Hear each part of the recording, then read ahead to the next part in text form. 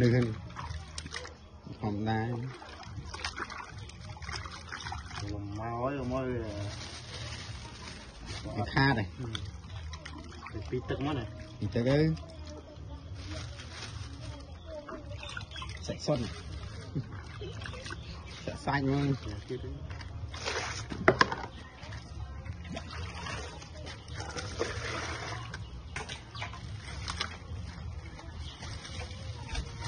gì chân khương rồi hướng vào đi mà này này tao mua mốc này giờ lấy sòng khánh lấy trong phơi tự vô nếu mà đã tầm vợ rồi đi rồi bán tầm vợ rồi đi 140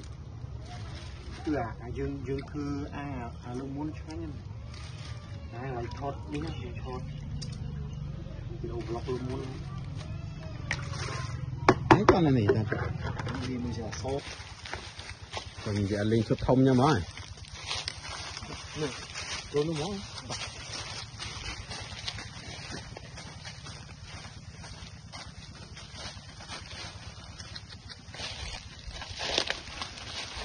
món này wow best quay quay ọt thái cay nhá cay nhá cay cay nhá bao ta tắt góp mũi thang nó còn ta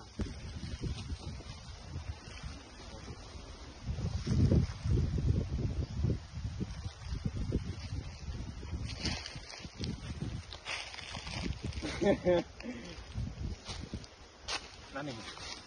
vô rớt đi nó bốc con ta ban đi ban lấy bộ nó có ban là ngày đây cái số 3 nó số 3 tay ban đi nhiều bốc một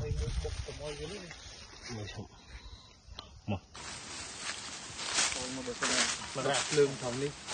hay dùng thọt rồi chết thì không ca đầm mà tiếp xuất ôi lia chào bà này amen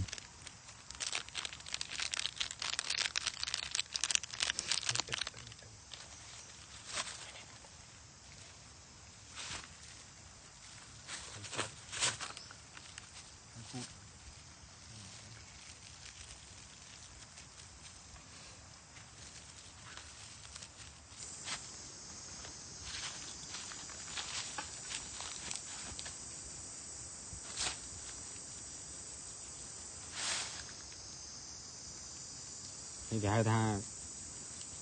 rung mình ban rung túc ban đà là bà tha rung hay cứ đừng bắn là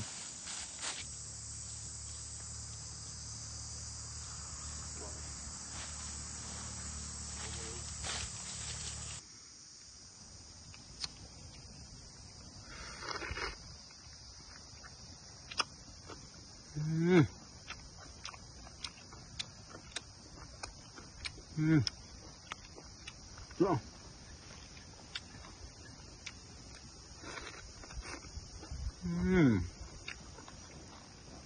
Được bê không? Đây là ôm á.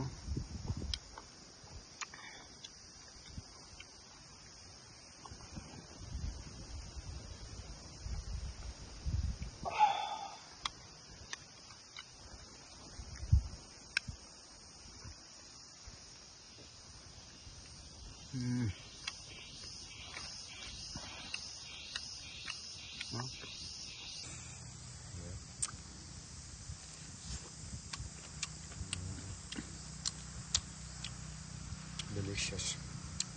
thôi nó không này không mới tao là cái lá ong rơi một nưng à